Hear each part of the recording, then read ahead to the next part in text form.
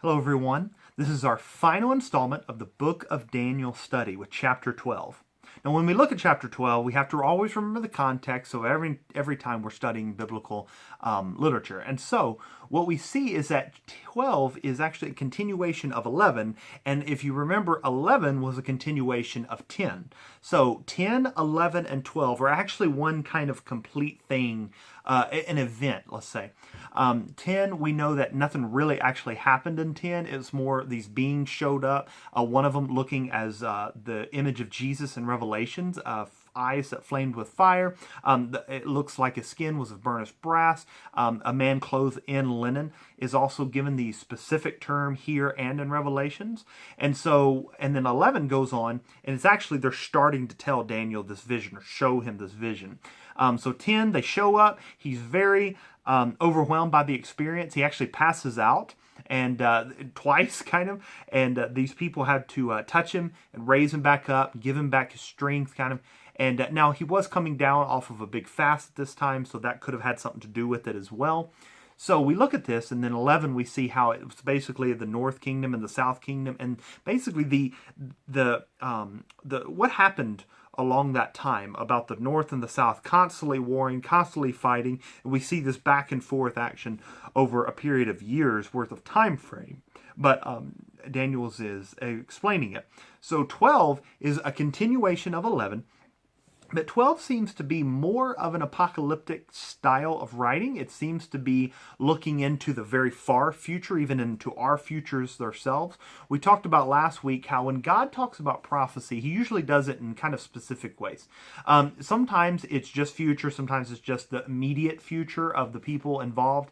But we do see that sometimes God will actually use an idea of what will happen in basically the biblical writers' current future or the most recent soon future. So it has nothing to do with us. It would have been like done a long time ago, but it was future for the biblical writers. And he starts off with an idea, and then he transitions to what was also happening to the immediate future, and then he'll use it as a distinction as also to a very far future, even in our future.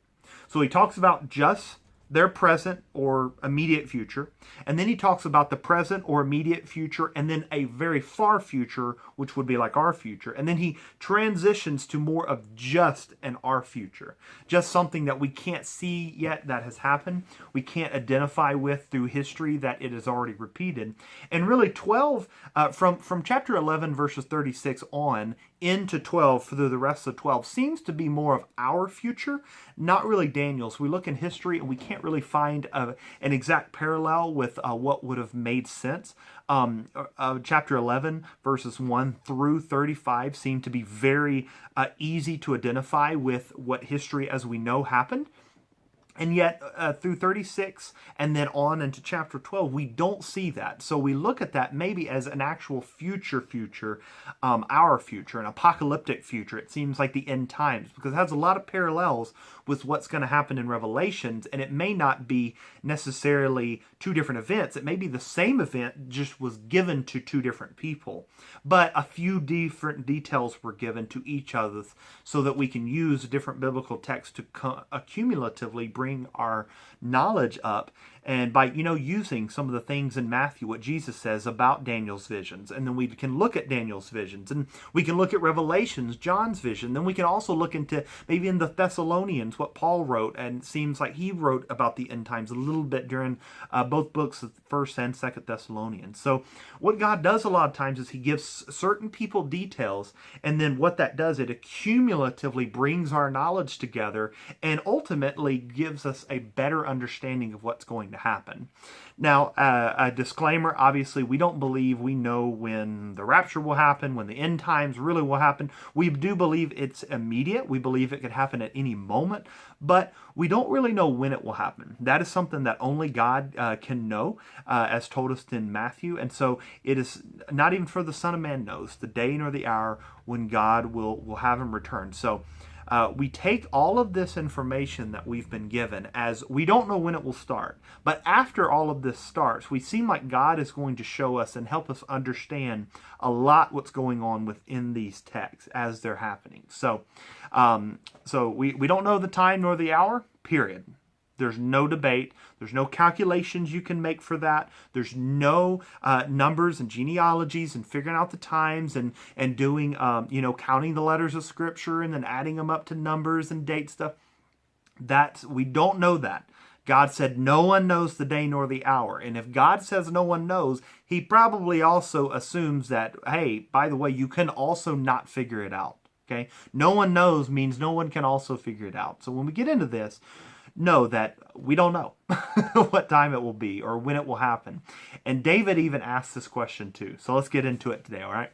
In the verses 1 through 3, like always, you can read along with these verses, and this is kind of the parallels we'll go through. In verse 1, though, he says something, "At what time shall arise Michael, the great prince who has charge of your people? And there shall be a time of trouble, such as never has been since there was a nation till that time." All right, in verse 1, we see a few things. We know that God does not spare us completely from pain and suffering, and we know that he hasn't done that throughout history. So in the end times, even though, like some preachers say that there's going to be a great harvest, there's going to be great tribulation, well, if we see that whenever there is tribulation upon the church, that actually is when we do see a great harvest. So unfortunately, some people say, well, in the end times, there will be a great outpouring of God's Spirit and tons of people will get saved. Well, that's not necessarily separated from the fact that we can also be under major persecution. And so knowing that those two could be the same moment, just simply two different things happening, okay? In this great time of trouble, in the verse 1, in the middle, there could also be a great outpouring of the Spirit. So those are not necessarily separate. We think about them separate because we don't like trouble, but they're not necessarily separate, okay? So there's a time of trouble that will happen, and that in that moment is when the Lord will actually save us, it says. In verse 2, "And many of those who sleep in the dust in the earth shall awake, some to everlasting life, some to shame and everlasting contempt." Verse 3, "And those who are wise shall shine like the brightness of the sky above, and those who turn many to righteousness, like the stars forever and ever. But you, O Daniel, shut up the words and seal the book until the time of the end. Many shall run to and fro, and knowledge shall increase." Okay? When this time of trouble, we do see in the very first of the verse, it seems like Michael, and we will be taught, this is Michael the angel, has something to do with helping us in the end times. He has something to do with helping us, and it says that, we shall, even though we'll have times of trouble, at one point, at that time, when these troubles and the horrible just moments of our nation are at its peak, there is actually a deliverance that happens for his own people. And actually, if we do go over to Revelations chapter 12, and then we look into verses 7 through 14, it does talk about, "Now war arose in heaven, Michael and his angels fighting against the dragon, and the dragon and his angels fought back. But he was defeated, and there was no longer any place for them in heaven. And the great dragon was thrown down, that ancient serpent who is called the devil and Satan, the deceiver of the whole world. He was thrown down to earth, and his angels thrown down with him." So we do see that Michael actually does have a big part in helping in the end times. He has a very specific job, it seems like he's given, and that is to physically, throw Satan out. And we also do see that he was a part of that in heaven in the initial throwing Lucifer down and kind of becoming Satan at that point. And so this could represent that great tribulation and when Michael, and so Daniel could be seeing a part of what we see in Revelations 12. He's just seeing it from a slightly different perspective, maybe. He's seeing it obviously in a different time, but we're using it cumulatively to expand our knowledge in what is happening. And so he does throw Satan down to earth, but not defeated, though, just simply thrown down to earth. The defeat, the ultimate judgment of Satan is a little bit later, but everyone who has their name written in the book of life will be delivered, and non-believers and false believers will be left to suffer. So we do see that his people shall be delivered, but it doesn't. It seems like whenever the nation is in such a time that has never been, such, a time of trouble. So some people say, obviously they believe a lot of us are going to be saved from trouble because Jesus wouldn't want that. Well, that's not necessarily true. We're not saved from trouble a lot of times, and God allows us to go through things, but He's always with us while He's going through it, okay? And then so in verse 4 it goes on, Daniel was told to shut up the words. This would also be the words that were to keep safe. Simply, hey, Daniel, write this down. Write down what I'm telling you. Don't miss a word. And he's helping and he's inspiring Daniel of what to say. And also this could be because of his comprehension. We're going to see a little bit later how Daniel wasn't really able to understand this. But it says in the end times, shut up the book. And seal up the book until the time of the end. Many shall run to and fro, and knowledge shall increase. And so, he's kind of almost indirectly telling Daniel, look, Daniel, you're not going to understand all the things that I'm telling you, all the things that I'm showing you. However, knowledge shall increase in the end times. People will go to and fro. Their knowledge shall increase. Those people in the moment will understand it more than you're understanding it. I just want you to write it down. And so, being a faithful man, he did that. In verses 5 and 6, we see Daniel was seeing two different beings, actually, standing on the stream. One was, it said, on this side of the stream, one was on the other. We don't exactly know who those two beings are. A lot of commentaries I was reading suggest it could have been Michael and then Gabriel. We see that Michael was helping whoever this other being, which we could be Jesus, floating above the river. It could be Michael who was ending his time of fighting against the Prince of Persia, as we see in chapter 10, if you want to go back. And then also Gabriel has been in several of these visions since about chapter 7. And so it could have been Gabriel and Michael kind of being there. We don't really know, that's speculative. But there is two beings with another being floating above the river. So it could be all kind of people. So but he tells us to keep these safe. And then, but someone asked the man clothed in linen, which is also definitely a type of Jesus. We see that in Revelations. He has the same features. It could have been an angel, but the features are pretty similar. So we can't simply just say it's an angel. It could have been Jesus really showing up to him. Someone asked him, when will this happen? And it seems as though it's kind of funny because Daniel is kind of in shock in this moment, and he's just kind of just listening to all of these things happening. And so Daniel didn't ask, hey, how long shall it be until the end of these wonders? But actually, and someone said to this man clothed in linen. And so it seems as Daniel was just trying to take all this in, writing this down or something, or seeing this vision, says, okay, Daniel, well, how long until this happens? See, we see these wonders. And so someone was trying to help Daniel out a little bit. But this was the same man that also appeared in Daniel 10. So remember that. But in Daniel 7, or in verse 7, the man clothed in linen raised both his right hand and then his left, and then swore to the one who lives forever that it will be a time, times, and half a time. Now this does usually refer to a year, and then time, and then times, plural, would be 2 years, and then half a time would be a half of a year. So it does look as this could mean 3.5 years. So keep that in mind. The holy people probably refers to only Jewish people maybe at this time, or it could be referring to all of the believers. But we know this is not simply it is the holy people. This is not all of humanity. God is starting to really make some divisions of lines. There are people that believe in him and people that are not following him. And so in this kind of vision, people are definitely separated. The holy people will be will starting to be saved at this time and helped out. And so we see this, but at this point it says, and when, in verse 7, it says, and when the shattering of the power of the holy people comes to an end, all of these things would be finished.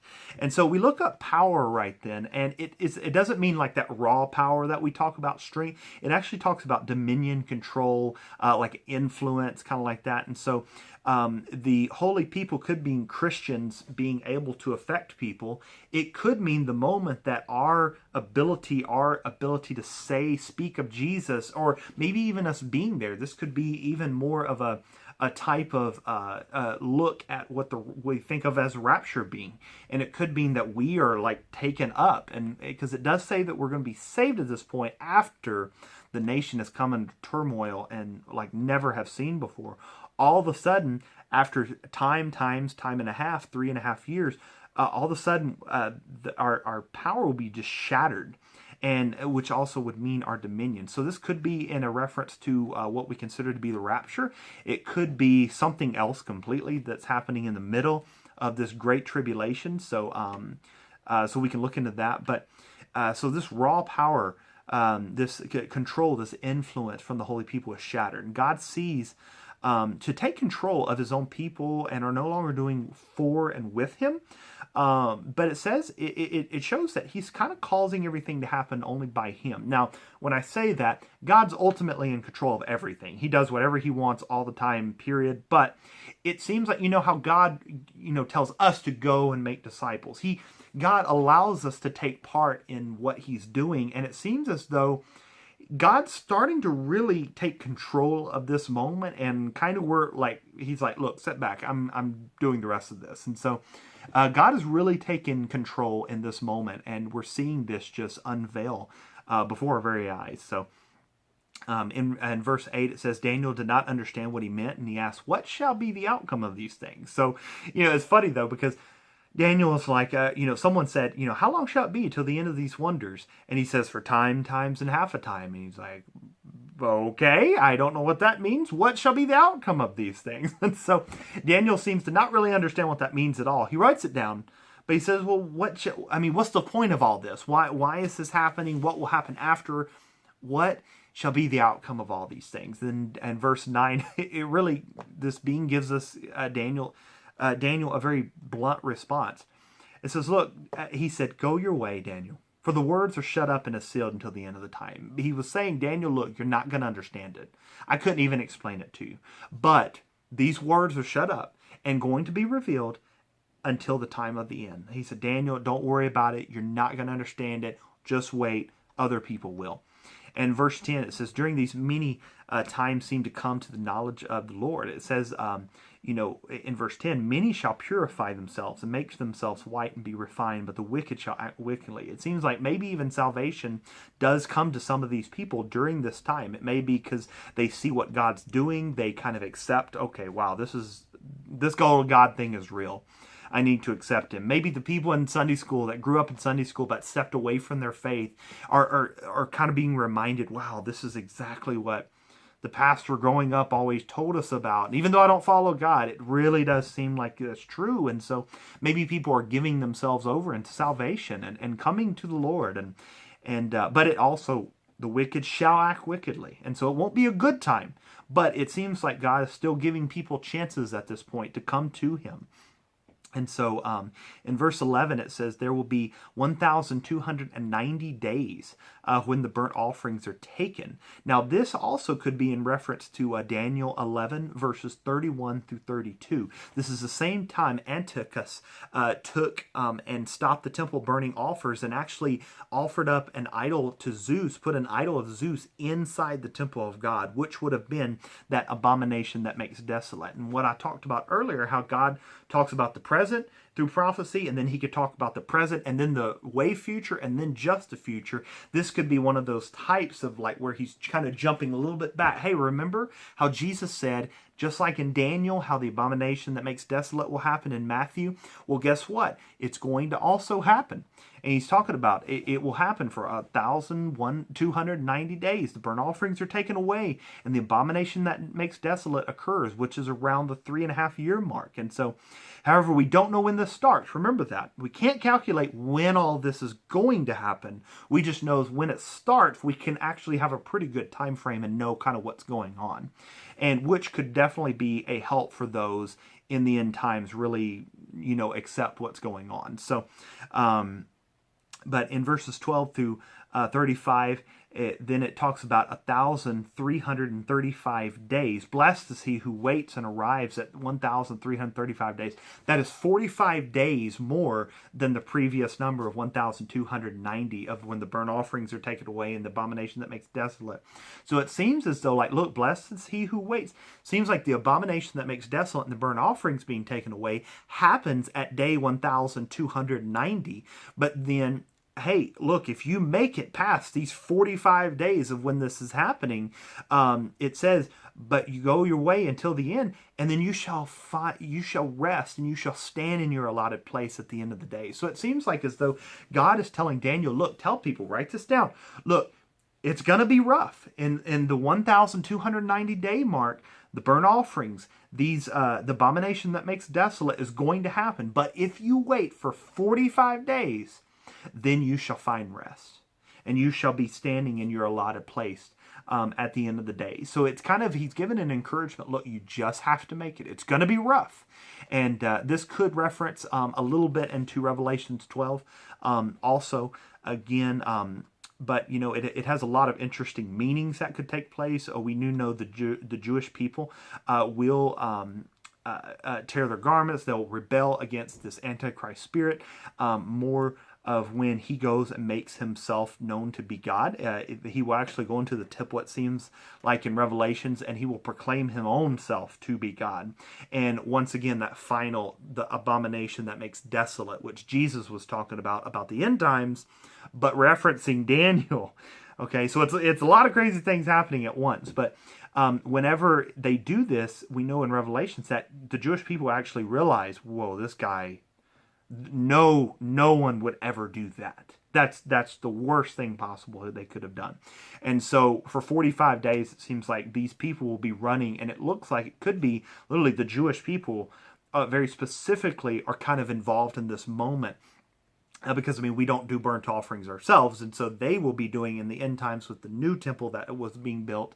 And but realize as well, this Antichrist, this guy this is not right. This is not no Messiah. This is no one holy. Absolutely not. And so, but he's given it an encouragement. Look, you need to just last for 45 days. And so, you know, for 45 days also represent the amount of time, you know, these will happen. And so we look at this, you know, however, God is always faithful and takes us through a lot more than he saves us from. And that is just something, you know, that we have to remember.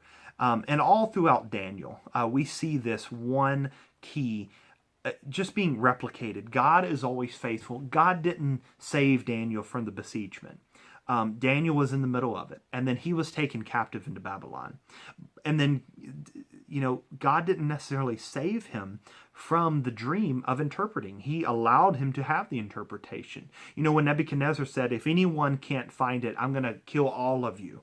And Daniel was like, oh, Lord, save us. But Lord didn't save him directly. He didn't take him up from the valley and transport him across the world. He didn't do that.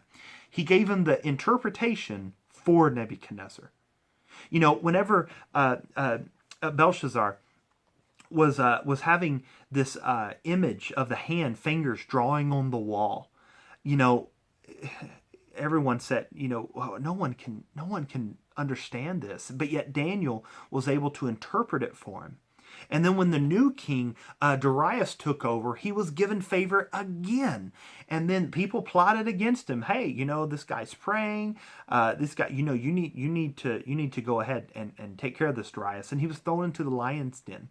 Well, why didn't God just save him from the lion's den altogether? No, God doesn't do that a lot of times. He lets us go through these trials and these battles, but yet he's always standing with us. See, you know, an angel of the Lord came and shut the lion's mouth. And we see this all throughout Daniel. And we see all of these moments even throughout the visions that he's having and the interpretations that he allowed to show and to help interpret. That, you know, God doesn't save us from a lot of things, but he's always with us. And he takes us through these things. And what does that do? Just like in James, count it all joy, brothers, when you fall into various trials and temptations of a testing of your faith, knowing that patience, letting have it is perfect work, that you may lack nothing. God doesn't want us to be shallow creatures in himself. We accept Jesus as our Savior and all that, but he doesn't want us to be shallow.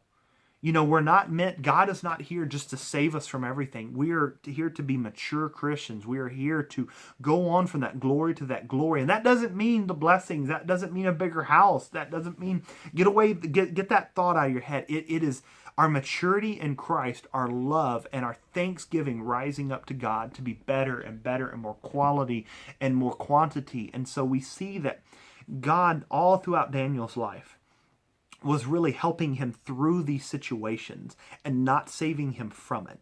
But in the situations, God was giving him favor. And that's the only really thing we can ask for. Lord, just help us through these trials and these temptations of the faith. And God also always tells us, hey, look, I'm never going to leave you. I'm never going to forsake you. And we see this throughout Daniel's life and each of our lives. And, we see that Jesus said, look, I was tempted so I could help you when you are tempted. And so we see this, we learn this through Daniel. Daniel was a man who kept the faith all throughout this time, all throughout the visions, the interpretations, and the besiegements, and learning the culture and the language and all of this. Daniel was able to be faithful to God right where he was. And so how much more should we be faithful to him? This is an encouragement to you. Be faithful to God in your life. Give of your time, your talent, your money. Make disciples of people. Find someone to disciple you. Do what you can to be faithful to God. Run, flee, resist the devil, and he will flee from you. Let's take our lives and elevate it to that next level. What are you doing in your life that you need to get rid of? What are you doing that you need to add on? Have you read your word? Have you studied your word? Have you prayed this week? What have you done to become faithful, more and more faithful to God this week? I encourage you as we finish up this study with Daniel. It's been a great one. And next week we will start another book, Galatians. Thank you for joining.